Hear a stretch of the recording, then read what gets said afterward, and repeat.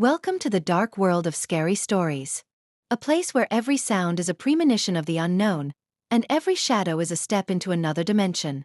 If you're ready to open the door to the scariest secrets, subscribe to the channel and don't forget to hit the bell, because the scariest is yet to come. Turn on the light and let's begin. The shadows of Pennsylvania. In the remote forests of Pennsylvania, among ancient trees and shaded valleys that hide secrets in their depths, there lived one of the most terrifying legends to ever arise on American soil. The story, passed down through the small towns, frightened even the bravest people, making them gaze up at the night sky with trepidation.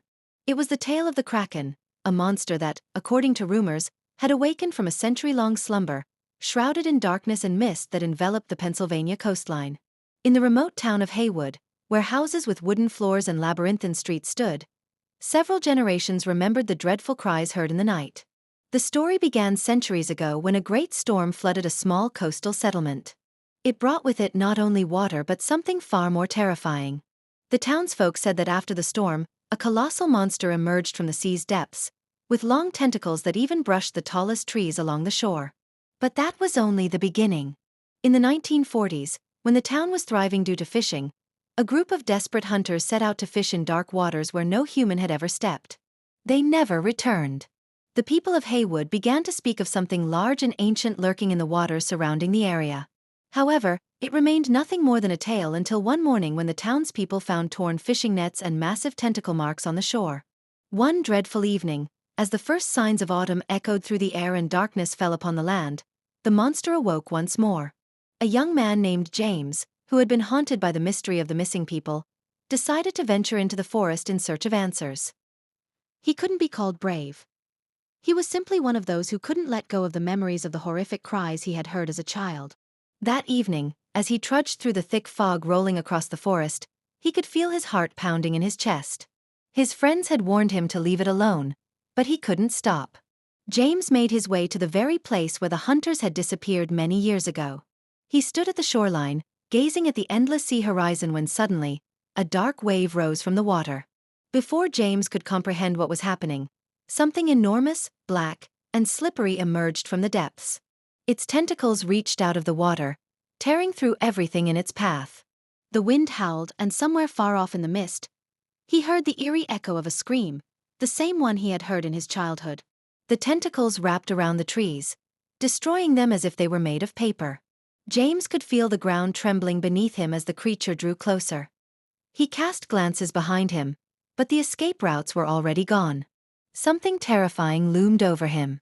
James escaped this trap only through his courage and survival instincts, though his heart continued to race in fear. However, he was far from the only one who had witnessed the horror. From that point on, new testimonies began to emerge from the town, detailing how the Kraken once again rose from the sea, seeking its next victim. From that moment on, everything changed. The town became a place of isolation, with people no longer venturing out on nighttime walks, and even the old stories of the Kraken no longer seemed so far-fetched. James hurried back to the town, realizing that his life depended on whether he could escape from whatever was pursuing him. He no longer heard the monster's footsteps or the sound of tearing trees, only a strange deafening silence that filled the air. But this silence was even more terrifying than any scream. When he finally reached the edge of the forest, his heart was pounding heavily, and fear pierced every muscle. However, what he saw when he stepped onto the lit road made him fall to his knees. The entire town was covered in fog. He couldn't see more than a few meters ahead. Far down the street, right under a street lamp, a figure appeared. It was one of his friends, a young man named Thomas, who had been with him in the group of explorers. But something was wrong with Thomas. His face was pale, and his eyes were empty, as if he was staring through him. His arms were wrapped around himself, as if trying to escape some invisible tyranny. "Thomas?" James whispered, not daring to approach. His friend's body swayed in time with a strange faint noise that came from the darkness. Thomas did not respond. And suddenly, from the place where he stood, another appeared, and another. They were not ordinary people. These were somehow distorted shadows, their features blurred, and their faces, partially hidden, twisted in horror, as if struck by the terrible influence, as James imagined, of the very same monster. James gasped in panic as a loud, terrifying crack suddenly echoed from the depths of the forest, a sound so loud that he felt the vibrations course through his body, and the air was filled with the scent of salt and seawater. And there, once again from the darkness, he saw something enormous, huge and disgusting. It was a wave rising from the water, pulling trees and earth into itself. But this time, the tentacles were not just on the shore.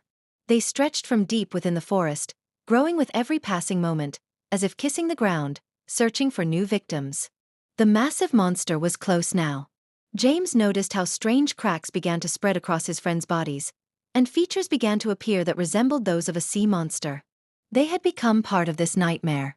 Thomas, or whatever was left of him, slowly turned toward him, and James saw black liquid, like tar, dripping from his friend's mouth, falling to the ground and leaving dark stains behind. Then Thomas uttered the words that drove James insane. "He's waiting for you, James.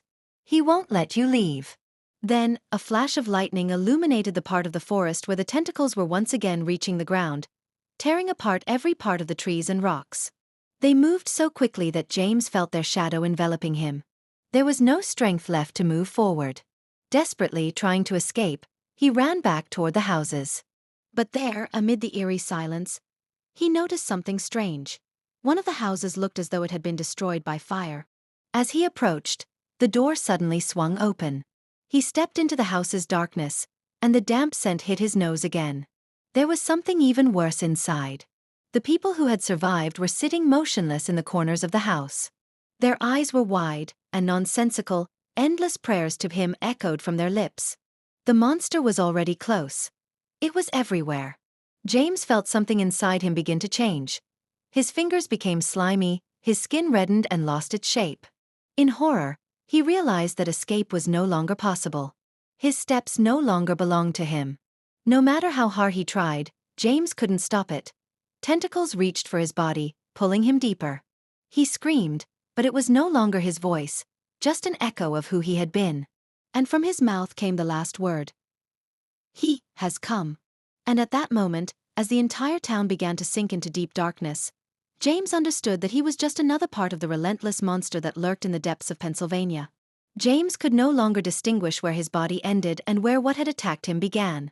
He felt the liquid flowing from his skin become thick, heavy, and cold, like seawater. His hands were no longer hands. They had turned into dark, slippery tentacles, winding through the air around him, pulling him deeper into the darkness. His last human memories were fading as he wandered in his thoughts, as if trapped in an endless cycle. Everything around him seemed alien and absurd. However, the only thing he could feel was the presence of something vast, dark, and insatiable, which gradually took hold of his soul. He felt the Kraken wrapping around his consciousness, pushing him deeper into the abstract chaos of this world. And then, he heard a voice he remembered from childhood. The voice of his father, who once always told him that this monster was not meant for humans. "You won't escape from it, James," it echoed in his head, as though his father was standing beside him. "This is not just a monster. It's an ancient beast that feeds on souls. You haven't just become part of it. You've become its servant."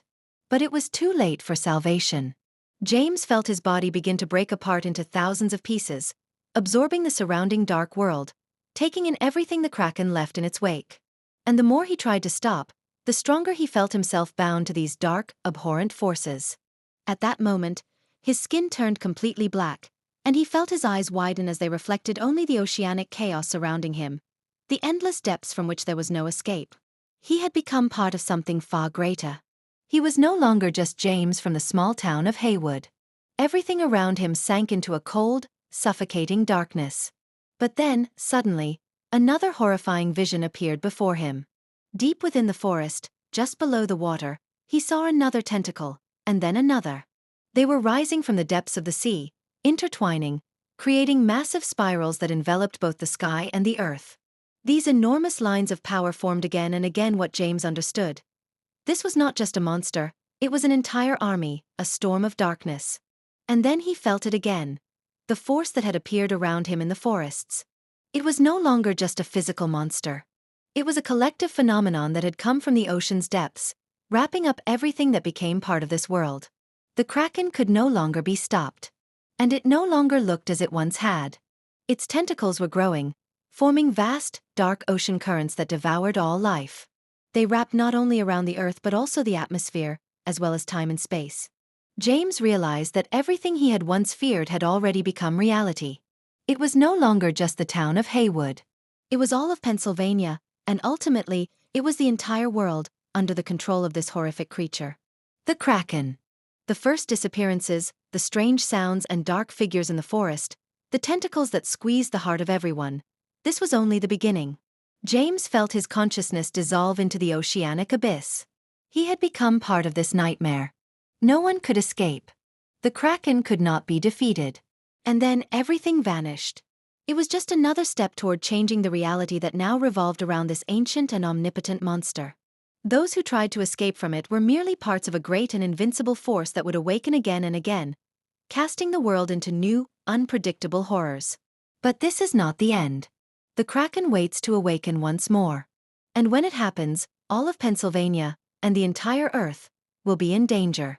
The town of Haywood had long since become a silent witness to the tragedy humanity was enduring. With each passing year, the locals grew more and more resigned, silent, watching as the darkness and gloom gradually engulfed their surroundings. But on one of those dreadful evenings, when the gray sky became like a dome that blocked out the light, those who remained alive began to notice nothing but shadows. Shadows that came to life and moved to the sound of the ocean's waves, pulling them toward the sea. The Kraken was no longer visible, but everyone knew it wasn't sleeping. Legends came to life. They became reality. One of the last to still have the strength to resist this nightmare was an old fisherman named Benjamin. He remembered the old stories of the Kraken from his childhood. Back then, they were just tales to frighten children. But now he knew, those tales were a warning. And he was the only one trying to fight back.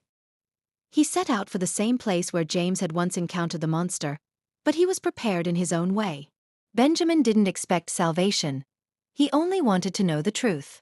At night, when the moon hid behind thick clouds, he sailed into the sea on a small boat, armed with only an old knife that, he believed, might help. The boat barely fit him, but he still glided calmly over the waves. And just as he was almost in the middle of the bay, he felt it, the strange, unbearable sensation that gripped his heart. The sea water suddenly became cold, and dark circles began to rise from beneath it, as if the water itself sensed the presence of what was hiding beneath. At first, he didn't see it. And then from the depths, the first shadow emerged. Then another. And yet another. And suddenly on the horizon, he saw it, a massive tentacle rising from the dark water. He couldn't even scream because his throat was constricted by fear. The tentacle, like a giant serpent, rose up into the sky, and in the darkness, Benjamin saw a distinguishing feature at its tip. These weren't just organic forms, but human faces. Faces that were trapped in the monster's flesh, staring at him in horror. Their eyes were lifeless, but there was still awareness in them, evidence that the Kraken didn't just consume physical bodies but souls as well. Benjamin stood up, trying to push the boat away from the monster, but it was too late. As soon as he tried to turn, the tentacles wrapped around his boat, and he realized he wouldn't be able to break free. Then these shadows surrounded him, stretching his body and tearing it apart, like meat falling onto 4 tentacles reaching from the dark abyss. Each of his screams became part of the great hum echoing from the depths of the sea, and Benjamin felt his body being consumed by the darkness. The last thing he saw were the eyes, full of terror, the eyes of those who had already become part of this ancient creature. The town of Haywood, once prosperous, had become a grim place, empty and forgotten. The legend of the Kraken left no living witnesses, as everyone who had tried to seek answers became part of it. There are no more people in Haywood. And no more people in Pennsylvania. Only the shadow of what once was remains. And the Kraken? It waits. Now, as the sea hides beneath dark clouds, it rises again from the depths, ready to devour everything that exists on the surface. And there will be no more salvation for humanity. Only darkness and death. And when night falls again, the dark horizon will spread its tentacles over the world. And so, as darkness once again envelopes you, we say goodbye, but not for long. Remember, the night is never truly safe. Subscribe so you don't miss the new horrors, and come back when it's time for new nightmares. Beware of the shadows, they are always near. Until next time.